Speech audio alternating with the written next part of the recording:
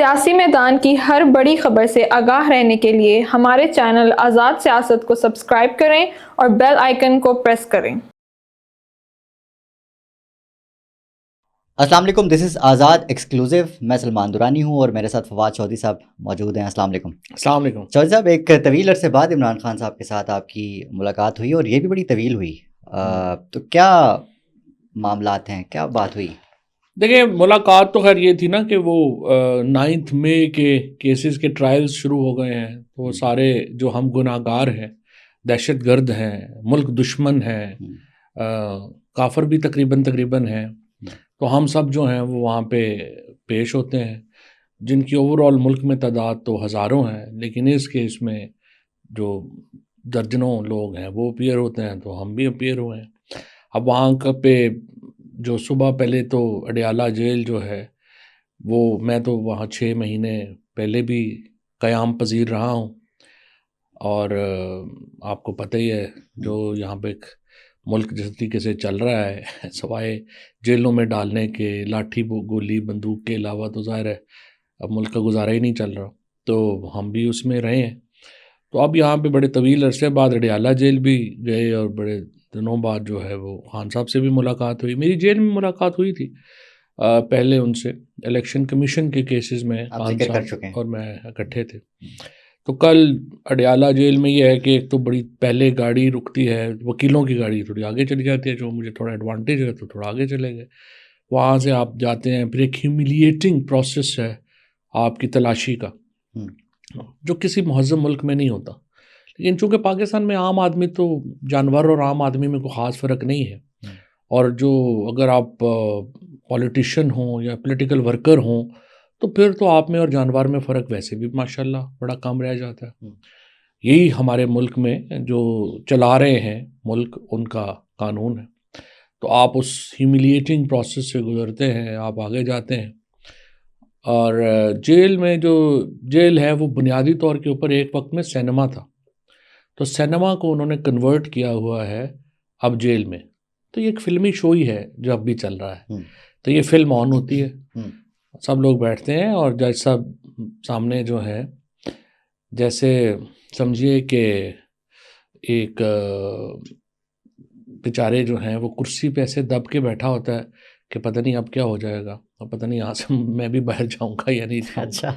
सो जज जो जेल में जाते हैं पहले तो उनसे ही हमदर्दी हो जाती है कि बेचारे किन हालात में बैठे हुए। तो उसके बाद फिर खैर वो जब ये है कि पीछे लोग खान साहब आए हैं, और उन्होंने बहुत लॉयर्स, जो कि बहुत लोग होते हैं लॉयर्स होते हैं, तो सब मिले आगे बढ़ के। तो मैं थोड़ा पीछे रह गया क्योंकि लॉयर ज़्यादा थे। उन्होंने मुझे दूर से देखा, उन्होंने कहा फवाद तुम आ गए हो, इधर आओ, बड़ा अच्छा किया है। तो क्या हो रहा है? तो आज बस मैं ये एक बॉम्बशेल और मैंने मारना है अभी, तुम इधर ही हो ना? मैं कहा सर इधर ही है जब तक ये केस चल रहा है। तो यहाँ से फिर इब्तिदा हुई, और उसके बाद खैर वो लॉयर्स वॉयर्स जो मुलाकात के बाद वो फिर उन्होंने अलहदा काफ़ी देर उनसे गुफ्तगू रही, बड़ी लंबी चौड़ी। कहते हैं कि खान साहब के आसाब जवाब दे गए। अच्छा, पहली बात तो यह है कि ये बात तो मैं तो उन लोगों में था जिसको पहले दिन से पता था कि इमरान खान ने नहीं टूट रहा, क्योंकि खान साहब की ट्रांसफॉर्मेशन मैंने बड़ी करीब से देखी थी, और उनका जो अकीदा है, अल्लाह पे जो ईमान है, जो तवक्कुल का उनका है साइड, वो ऐसी है कि वो उनका उन्होंने कभी नहीं टूटना था। एक्चुअली जो मैं काफ़ी अरसे बाद मिला हूँ उन्हें, जब आप काफ़ी अरसे बाद मिलते हैं ना, तो फिर आपको पर्सनैलिटी में जो चेंज है आप ज़्यादा नोट कर सकते हैं। जो लोग रोज़ मिलते हैं शायद उनको इतना नहीं होता। तो पहली बात तो यह है कि खान साहब इज़ मच यंगर जब वो गए थे जेल में उससे, बिकॉज़ जेल में उन्हें मौका मिल रहा है एक्सरसाइज करने का, और अपने आप, ज़ाहिर है आप अपने आप के अलावा और किसके ऊपर और होते कोई नहीं। तो वो बहुत फिट हैं इस वक्त, सुपर फिट हैं, मेंटली सुपर फिट हैं, इमोशनली सुपर फिट हैं, और सिर्फ वो कह रहे थे कि मुझे एक फ्रस्ट्रेशन है कि ये बाहर जो कुछ हो रहा है ये इतना ज़्यादा, मैं यहाँ पे अंदर बैठा हुआ सोचता हूँ कि ये भी हो करते, हम ये भी करते, तो वो जो है वो मैं नहीं कर पाता। बाकी ये है कि उनकी जो एस्टैब्लिशमेंट के बारे में ओपिनियन है, उनकी जो शरीफों के बारे में ओपिनियन है, जो जरदारी साहब के बारे में ओपिनियन वो तो एक पॉइंट भी नहीं बदली एंड ही इज अच्छा। Like very safe. आपके लिए जो बाहर महाज खुला हुआ है एक, बाहर की लीडरशिप ने और जो बाहर के लोगों ने, खान साहब पे भी इसका कोई है असर है? नहीं, खान साहब पे इसलिए असर नहीं, पाकिस्तान पे वैसे भी उन लोगों का इतना असर नहीं है। बाहर बैठ के तो लोग तो कई लोग अपनी नौकरियों के लिए, ट्रोल्स के लिए जानते भी नहीं होते। कोई मतलब ज़्यादातर लोग ऐसे हैं जिनको आप कभी ज़िंदगी में मिले भी नहीं है वो तो लेकिन ठीक है, लेकिन लेकिन वो अपनी ओपिनियंस बना के बैठ जाते हैं। सोशल मीडिया का असर तो रहा है खान साहब पे, नहीं, वो बहुत काफी असर है। ओपिनियन बनाते रहे अपना। सोशल मीडिया का बड़ा असर है और अब भी पाकिस्तान में सोशल मीडिया के असर के ऊपर तो अगर फॉर्मेशन कमांडर पूरे डिस्कस सोशल मीडिया कर रहे हैं तो आप उसको कैसे कहेंगे कि असर नहीं है? असर तो है सोशल मीडिया कोई का। नाराजगी है तो खान है। साहब की आपको लेकर? नहीं नहीं नहीं, खान साहब को तो एक एक इवेंट का पता है, तो इसलिए उनको कैसे नाराजगी होगी। अच्छा, हाँ। तो ये जो चल रहा है आखिरी कार्ड की डिबेट चल रही है, डिस्कशन चल रही है, क्या आपके ख्याल में कोई जिक्र किया खान साहब ने इस आखिरी कार्ड के हवाले से? सारे कार्ड ही खान साहब के पास हैं। देखो ना, 2 साल हो गए हैं, जो जुल्म, तशद्दुद, बर्बरियत, फस्तायत आपने सहनी थी, इमरान खान ने सहनी थी, वो तो उन्होंने सह ली है। अब सवाल तो ये है कि देखिए ना उन्होंने पाकिस्तान की इकॉनमी ठीक करनी है, ना उन्होंने गवर्नेंस ठीक करनी है, ना उनके ऊपर कोई वज़न है। ये सारे वज़न तो हुकूमत के ऊपर है ना। डिलीवरी नहीं है, हुकूमत ज़िम्मेदार है। इकॉनमी ठीक नहीं हो रही, हुकूमत ज़िम्मेदार है। पॉलिटिकल इंस्टेबिलिटी है, हुकूमत ज़िम्मेदार है। सो सवाल ये है फिर कि इमरान खान जो हैं उनको तो कोई प्रॉब्लम नहीं है ना।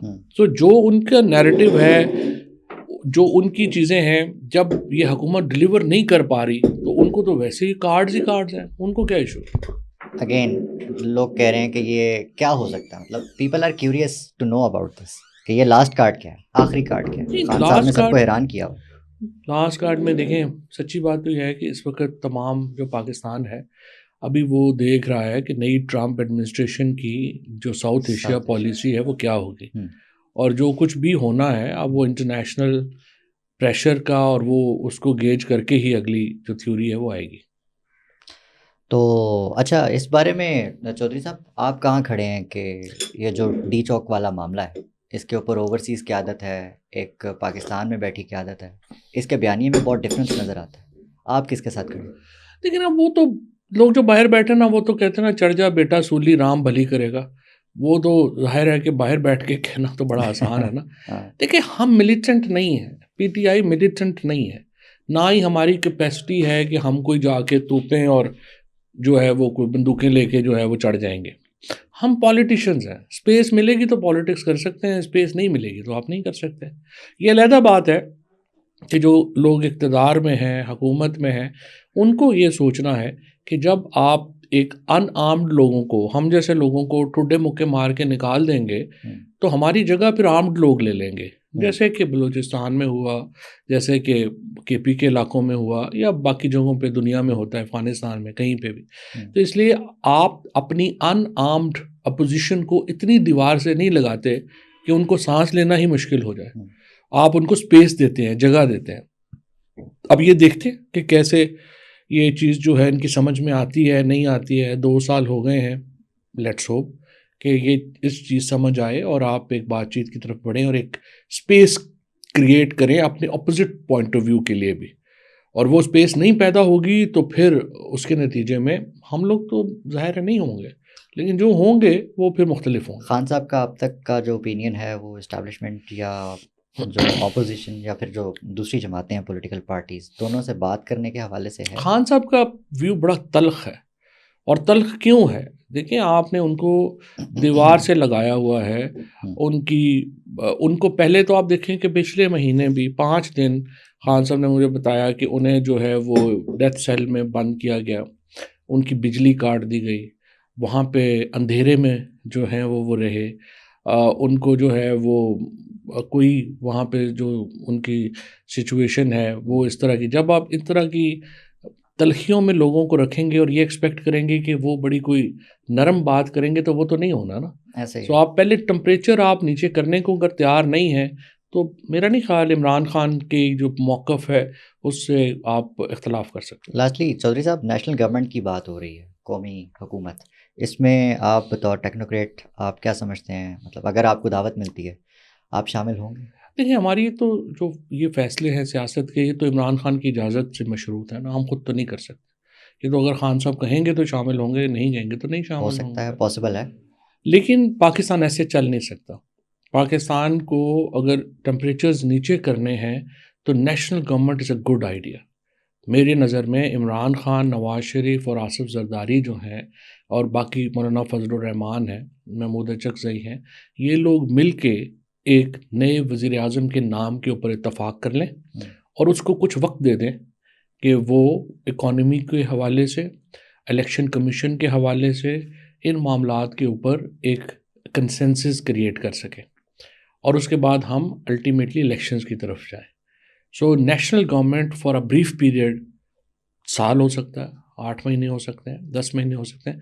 मेरी अपनी ज़ाती राय में बुरा आइडिया नहीं है। इस हवाले से खान साहब से कोई बातचीत हुई? मेरी बात नहीं हुई, ज़ाहिर है मैं तो मेरे मेरे नाम मुझे ऐसे ऐसे हम स्पेकुलेशंस पे तो क्या बात करेंगे आपको उनके। लगता है पीटीआई से अगर हो तो वो फ्लेक्सिबिलिटी शो करेगी इसमें? मेरा ये ख़्याल है कि करनी चाहिए। मेरा ये ख़्याल है, क्योंकि देखिए ना, खान साहब आज बाहर आते हैं तो उन्हें भी 6-8 महीने तो अपनी पार्टी को सँभालने के लिए, करने के लिए टाइम लगेगा। चाहिए ना। हाँ। तो इतना टाइम नहीं है। अगर आप साल के लिए एक बना देते हैं नेशनल गवर्नमेंट हाँ। जो मामलात को कूल डाउन भी करे। और दूसरा देखें, जो पीटीआई में प्रॉब्लम जो इस वक्त, जैसे मैं आपको कह रहा हूँ कि हुकूमत और एस्टैब्लिशमेंट की प्रॉब्लम ये है कि ये टेम्परेचर नीचे नहीं ला पा रहे या लाना नहीं चाहते। या लाना नहीं चाहते, और या इनको लगता है कि जब तक टेम्परेचर ऊपर रहेगा, कोरिजन और ये माहौल रहेगा तो हम हुकूमत कर सकते हैं, वरना नहीं कर सकते। पीटीआई का प्रॉब्लम ये है कि उन्हें ये चीज़ जो है वो समझ होनी चाहिए, चाहे दिल में रखें, वो ये समझ होनी चाहिए कि पॉलिटिकल पार्टीज़ को ये गारंटी देनी पड़ेगी कि आप इक़्तिदार में आके वो नहीं करेंगे जो ये हुकूमत कर रही है। तो वो हुई नहीं, मतलब अंडरस्टैंडिंग कोई इस तरह की बनी बातचीत नहीं? होगी, कुछ चीज़ें होंगी तो फिर ही बात।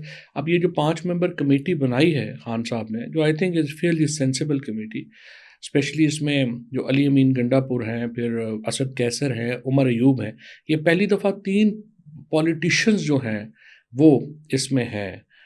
हामिद रज़ा भी हैं किसी हद तक। तो इनको जो है वो अगर मौका मिले तो ये चीज़ें बढ़ा सकते हैं आगे, और हुकूमत के पास मौका है कि इनसे बातचीत करे और बात आगे बढ़ाए। आपको लग रहा है कि इनको मजबूर कर दिया जाएगा या कोई ऐसी अंडरस्टैंडिंग बन पाएगी कि खान साहब की रिहाई अमल में आ सके? देखिए ना, ये तो डिपेंड करता है ना कि हुकूमत और इस्टेब्लिशमेंट क्या सोचती है।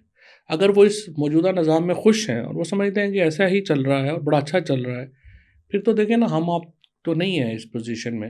लेकिन अगर आप मेरी ओपिनियन लेंगे तो ज़ाहिर है कि पाकिस्तान ऐसे तो नहीं चल सकता। इतनी टर्मोइल है, इतना ज़्यादा यहाँ पे एक दर्जा हरारत ऊपर है।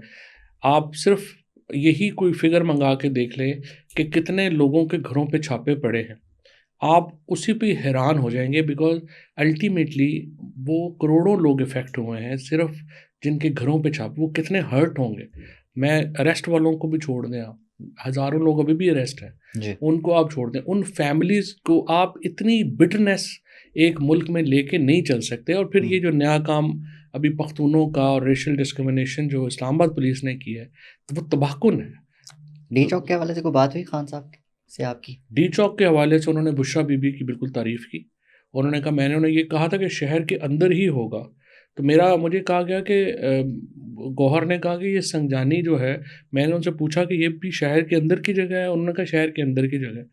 तो मुझे तो पता नहीं था कि इतना बाहर है। जी। तो उन्होंने कहा, उन्होंने बुशरा बीबी ने बिल्कुल ठीक किया है कि वो शहर के अंदर गई हैं, and I think Bushra Bibi has full support of Imran Khan. और जो बातचीत मुलाकातों का जिक्र हुआ था कि ये अडयाला में खान साहब से ख़ास मुलाकात हुई, उसके बारे में कुछ? वो भी हुई, वो इसी अच्छा। पे हुई थी। देखिए, असल बात तो ये थी कि हफ्ता पहले मेरी नज़र में अगर टीमें जो थी ना, जो नेगोशिएट कर रही थी गवर्नमेंट की साइड से भी और अपोजिशन की, हमारी साइड से, पीटीआई की हाँ। साइड से भी, थोड़ी सारी भी वो मैच्योर होती ना, तो ये चीज़ हो गई थी हल। ये तो बड़ा अनफॉर्चुनेट हुआ कि एंड के ऊपर इतनी जानें चली गई। आई विश कि अगर ये कामयाब हो जाती और हम इतनी जानों की हिफाजत कर पाते। इस हवाले से खान साहब ने आपसे फ्यूचर पॉलिटिक्स, फ्यूचर प्लान्स के हवाले से कोई बात की हो?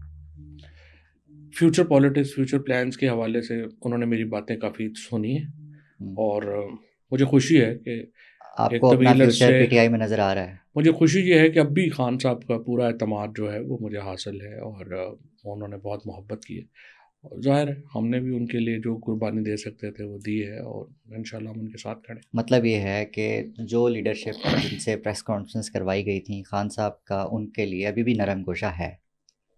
प्रेस कॉन्फ्रेंस मैंने तो की नहीं, नहीं थी। आपने तो नहीं की डेफिनेटली, लेकिन एक हाँ लंबी लाइन है। हाँ, नहीं, उन ही नोज़ के क्या क्या गुजरी उनको होगी पता है, किस पे। लोगों के काफ़ी हद तक उन्हें अंदाज़ा है कि किस कदर तशद्दुद, बर्बरियत और फस्तायत लोगों ने फेस की है। कौन कौन से लीडर्स ऐसे हो सकते हैं जो आपको लगता है कि पीटीआई में वापस आ सकते हैं?